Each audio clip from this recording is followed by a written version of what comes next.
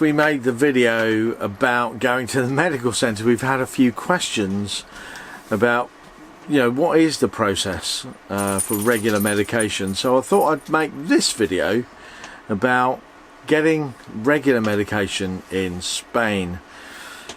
So when you have sort of lifelong medication, stuff you have to take month after month after month, you just go back to your doctor, don't you, and you get a repeat prescription. And very often when we're in the UK, if we need a repeat prescription, we just pop into the GP surgery, fill out a little form, pop it in a box, and then come back 2 or 3 days later, collect the prescription, get the new medication for the month ahead. So that all works fine. But what happens to your regular medication when you come over to Europe, and in our case spend a few months in Spain? Before we left the UK, we had a chat with the doctor and said, look, we're going on an extended holiday, can you prescribe multiple months of medication for the stuff that we need? And they said, well, we're restricted to prescribe 3 months at a time. So that's what they did. They gave us prescriptions for the regular medication that we have, and up to 3 months supply. So we got the 3 month supply. But now we've been longer than 3 months in Europe or away from the UK, we have to go into an emergency centre. Now that sounds really drastic, I know, but it really is. It's an emergency because we don't have a family doctor in Spain. So if you had a family doctor, you wouldn't go to the emergency centre, you go to your family doctor or your regular GP as you would in the UK, and they give you more prescriptions. So when you're travelling and you're a visitor, you go to the emergency walk-in centre basically, and you sort of go in, you register at the desk and say, I'd like some regular medication, I need these things. And it's better if you can speak quite a bit of Spanish, because they tend to have a difficulty. Although a lot of people can speak Spanish in the medical centre, speak English in the medical centres, they don't all, and it's not an expectation that you should make. So either have a translator with you, or speak Spanish yourself, or copious use of Google Translate or similar. We use Google Translate a lot because we don't yet speak very good Spanish. We're improving as we go, but we don't speak a lot of Spanish at the moment. It's early days for us.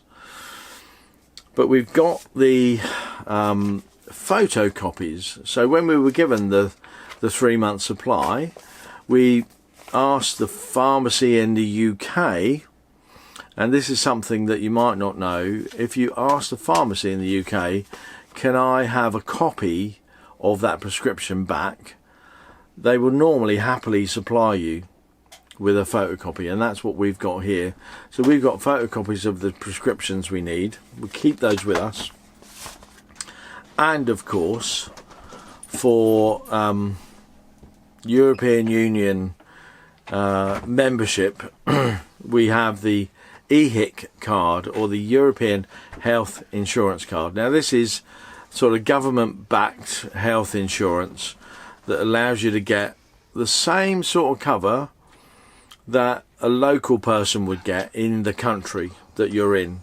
So that's what we rely on, the EHIC, and that works really well. So you take your EHIC card, as much Spanish as you can muster, and your photocopies of the prescriptions into an emergency centre.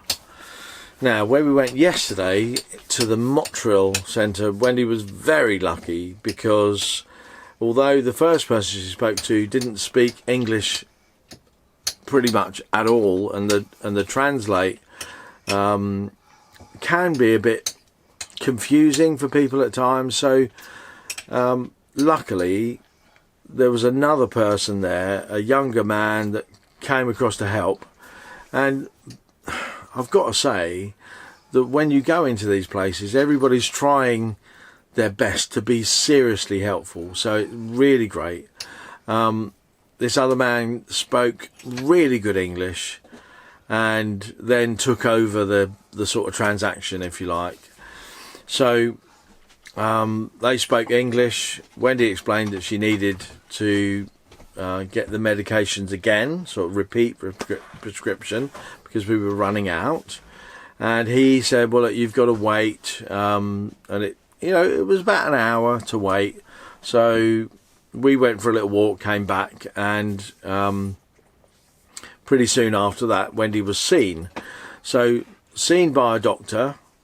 He didn't speak English, but the first man, the reception guy, helped out and said to the doctor, look, what they need is the UK prescriptions filled again. And at that point it was all fine, it was done. And what you get is, and it's different region by region in Spain, so we can't take this A4 sheet of medication, which is the prescription that you take to the pharmacy, different to the multiple prescriptions that we have from the UK. The A4 sheet with a big list on, much more efficient, I think. But we couldn't take this from Granada region to Murcia region and have them fill it out. We couldn't go to a pharmacy because they say, well, that's for Granada, and we've tried that. We've had a list like this from up in Catalonia, and we couldn't get it filled in Murcia. So it does change. So you have to go to the medical centre for the region you're in and get it all done again. It's a bit of a pain, not too much, but you just have to go. You have to jump through the hoops again, and they're not really big hoops to jump through. So it's just essentially emergency medical centre, book in, queue up, see a doctor, speak to them in as much Spanish as you can, fluently if you're good enough. Use Translate a lot, or take a translator with you, someone that can speak Spanish and English, that can interact, and then you get given your medication sheet. And once you've got that, you're good to go, because you can just go then to a pharmacy, hand that over. They will then say, right, well, I can give you these and these. I don't have these in stock, but come back in the morning, I'll have them. And they're super fast at getting stuff that they don't have in stock. We've never had to wait more than one day for things that they don't have in stock, and it really is very, very good indeed. And one thing they do is, if a medicine or a tablet comes in a pack of 28 and you've been prescribed 7, you'll get 28.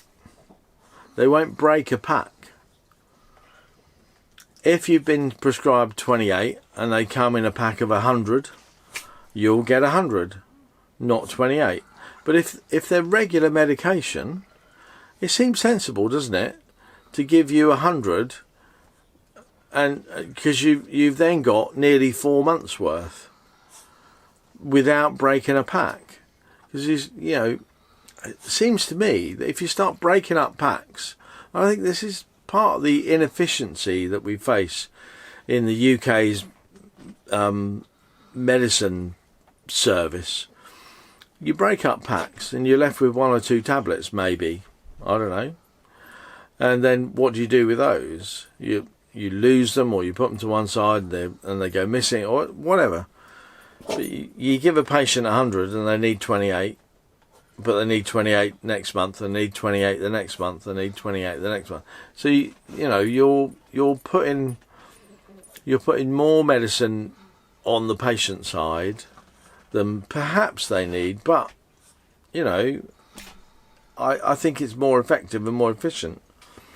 So that's what happens. They won't break packs, but you take this along and they'll fill it out. They'll just give you the medication. Now, the difference is that they charge a small amount for each medicine.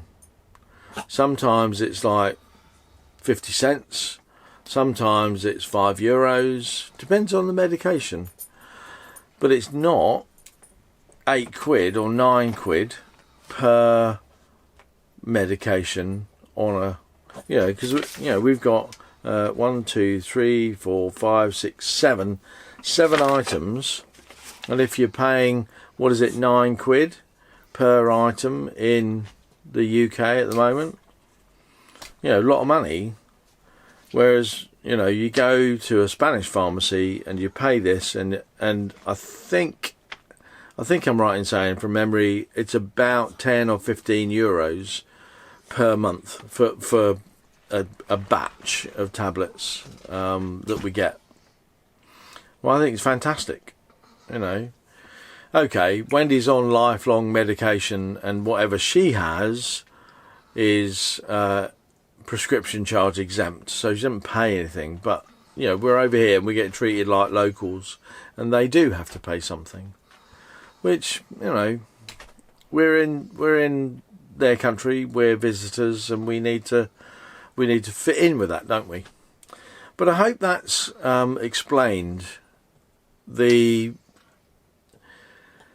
process, if you like, of coming over to Spain and getting your regular medication. Before we came the first time, we were extraordinarily concerned that we wouldn't be able to get medication when we're over here. It'd be really difficult.